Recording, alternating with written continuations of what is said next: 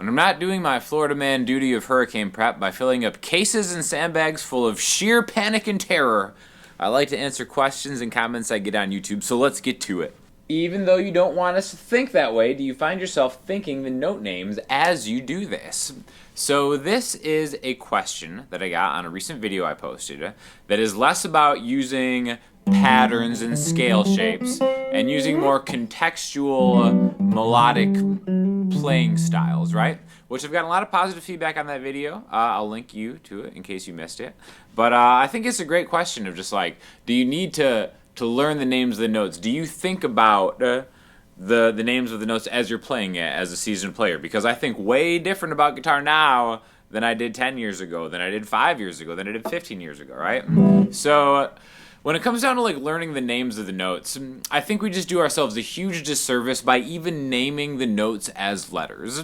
And the reason I say this is because let's think of the 8th fret on the B string. What note is this, guys?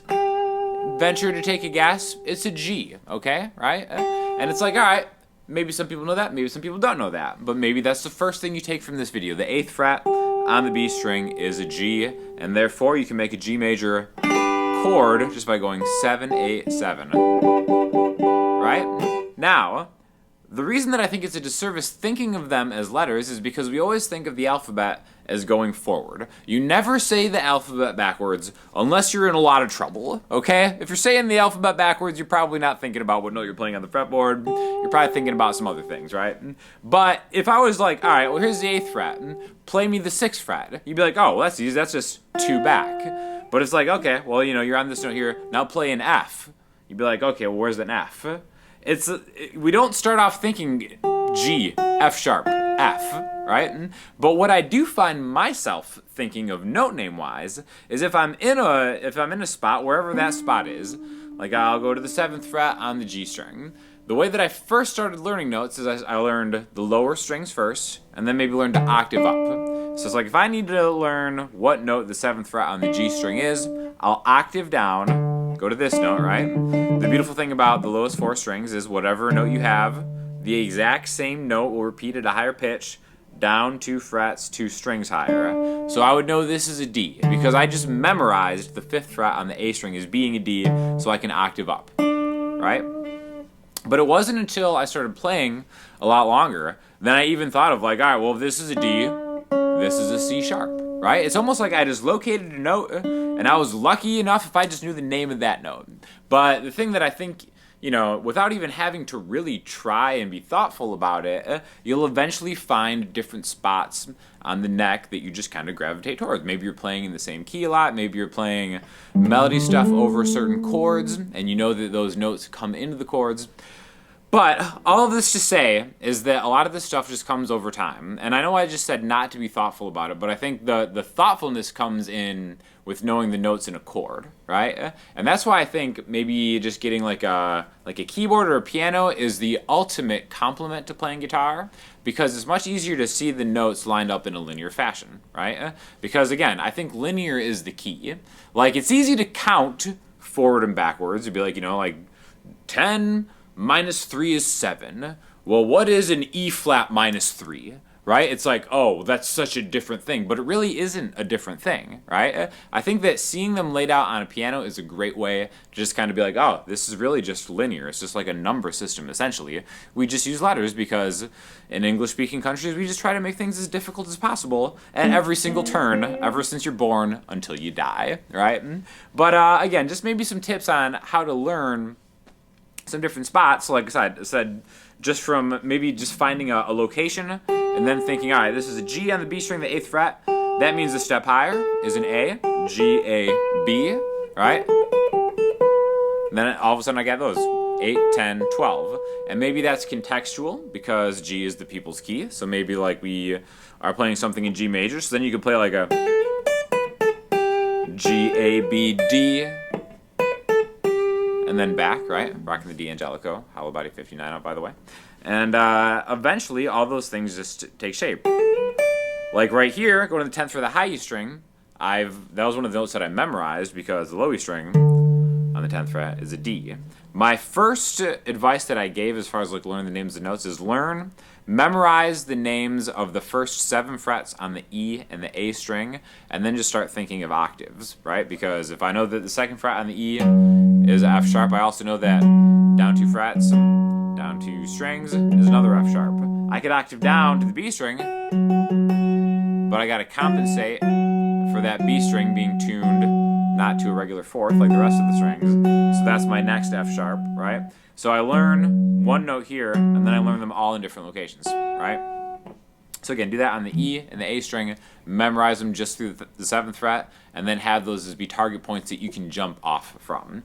And I think just really kind of like having an origin point and then going somewhere either forward or backward is really the key to this question. I know I didn't really answer this question yet. I've just been like, well, should you learn the names of the notes or not?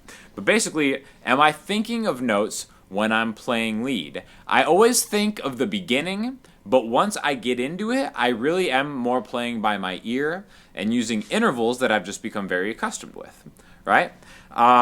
For example, maybe something in the key of F, right? F is a key that my voice generally sounds pretty good in, so I write a lot of my songs in the key of F or thereabouts.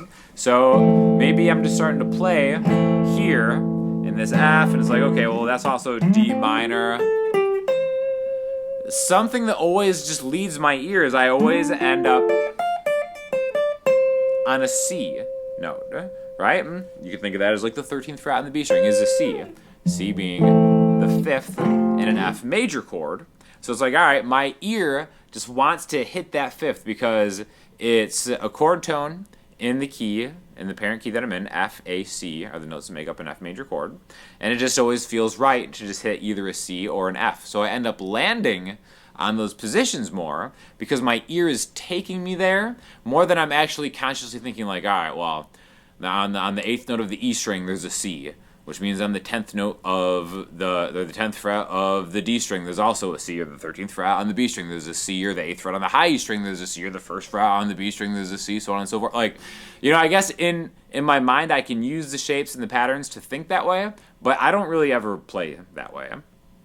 I would say that most of the time I'm playing or like maybe soloing, I get into a position and then have my ear lead where my fingers go from that position. And eventually you kind of make that connection between your fingers and your ears, which is really what you're going to get to eventually. I promise you, you'll get there. Just stick with it long enough, you'll get there. Be thoughtful about it. Think about the chords, the notes that go into a chord, the chord tones. Piano is super helpful with that. And really just try to challenge yourself in thinking backwards just as much as you think forwards. Even in that video that I'm going to link you to that this question was posed on, part of the exercise was, maybe doing like 3 notes a string and do you do the whole exercise forward.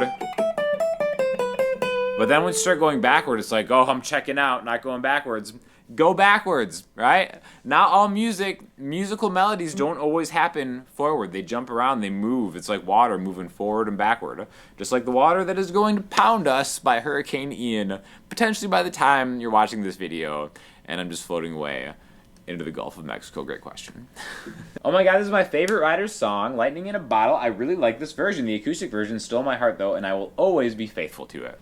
Thank you so much. This is off some new music that we just released. Me and Andrea put out an EP that we were actually testing a bunch of stuff with Universal Audio's new interfaces, and it turned out so good that we had to post it. I really think it's the best recording that I've ever done. So we used DistroKid. This video is sponsored by DistroKid because they helped me get all this stuff online. Super, super easy to do. $19.99 a year to post unlimited songs. And you can also split this stuff. So with me and Drea, right? We didn't want to each have our own account that we had to pay. It's just under my account, under the band name, upload it, and then they have a thing called splits where you can split them off together, right? So she gets half of it and I get half of it, and DistroKid handles all that. The great thing is, since it's in my account, if she ever wrongs me because of splits, I can easily take her off. I can also add her on after the fact.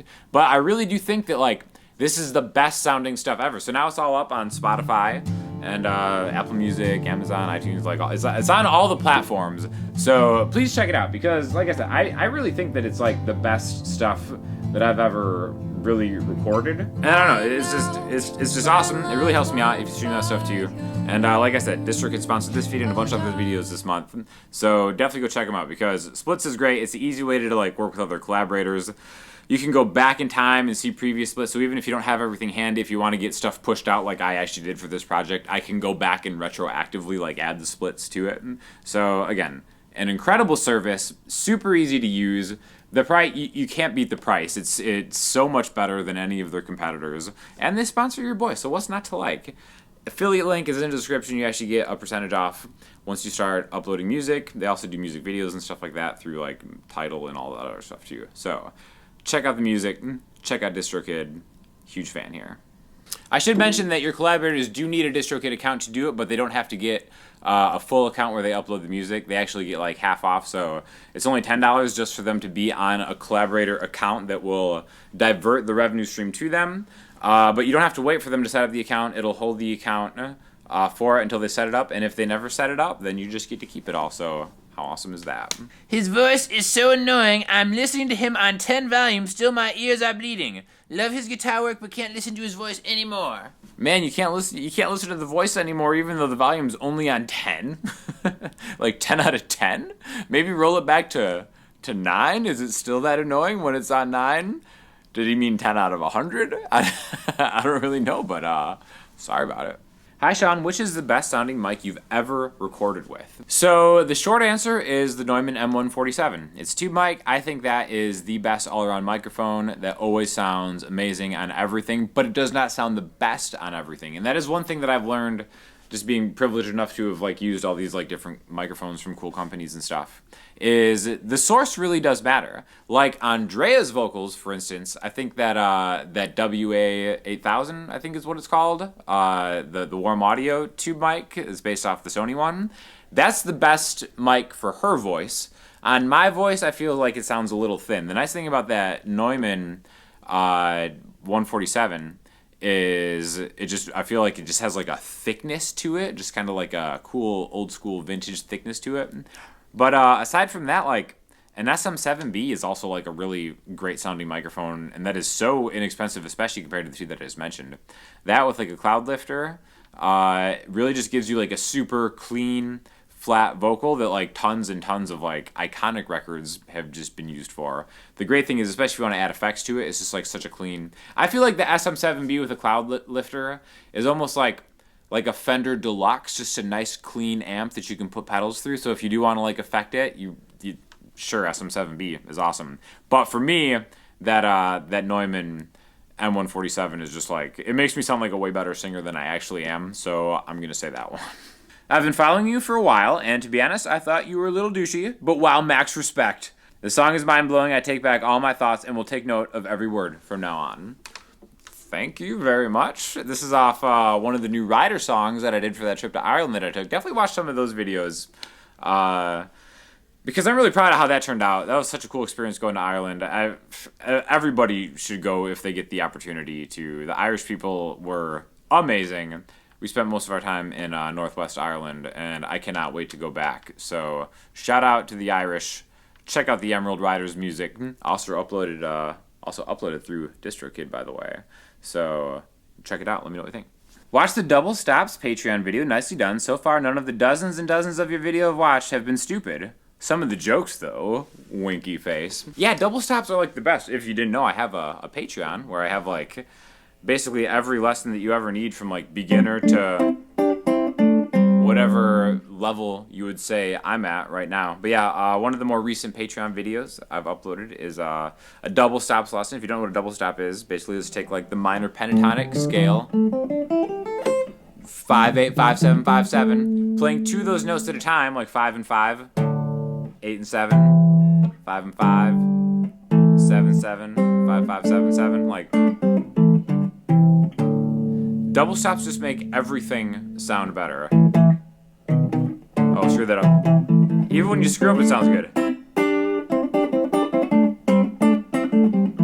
So if you want to really support the channel, sign up for the Patreon and check out that video, because I'm probably going to go watch it and remind myself what I was even doing.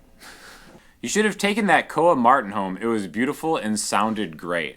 Oh my gosh. So this was in the vlog I posted yesterday where Mimi Sounds took me to a London music store on Denmark Street, and there was a Koa, like Martin, like Triple O or something like that.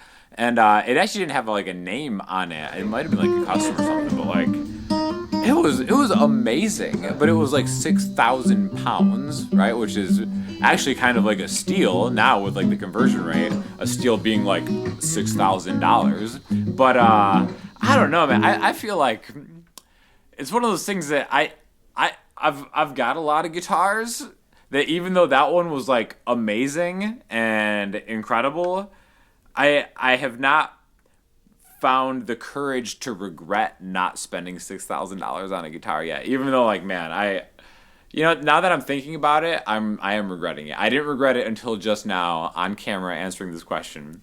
But yeah, check that video out too because I've never seen a Koa Martin before, and it's just totally the vibe. So maybe I'll just have to hit up Martin and try to get like a custom shop discount or something. Maybe hit them up on my behalf. I'm also trying to crowdsource everybody getting me on the Hallmark channel. A lot of people have said that they've been sending emails to the Hallmark channel to get me an acting job as being like the douchebag boyfriend in like one of the Christmas movies. And man, keep it up, guys. We're bound to hit pay dirt one of these days. I don't even care what it is. If it ends up being a Koa Martin, great. If it ends up being a supporting role in a Hallmark Christmas movie, great. Whatever it is, I just want to be in the mix. So thank you guys for helping me out. All right, for listening homework this week, we have the EP that I made with Drea, and I uploaded through DistroKid. Usually don't self-promote like this, but guess what? This is just how it's going down because I really love how, we did one full produced song, a version of Polestar on Drea and Sean style, and then a couple like acoustic ones, and the acoustic ones were like just, I don't know what was going on in the studio, but like I feel like I've never recorded acoustic guitar better, and Drea's never sang better. So definitely check that stuff out because we're really proud of how that turned out. And it'd be cool to kind of get some streams going on. You know what I mean? Maybe get playlisted or something. Like what's that like? I don't know. It'd be cool, but let's try it out. So check that out. If you have any questions or comments, send me in the comment section, Instagram, Twitter, or the website. Thank you again to DistroKid for sponsoring the video. Links to the Patreon and to the D'Angelico Hollow Body 59 at Sweetwater are in the description. And I will talk to you guys soon. Thanks a lot.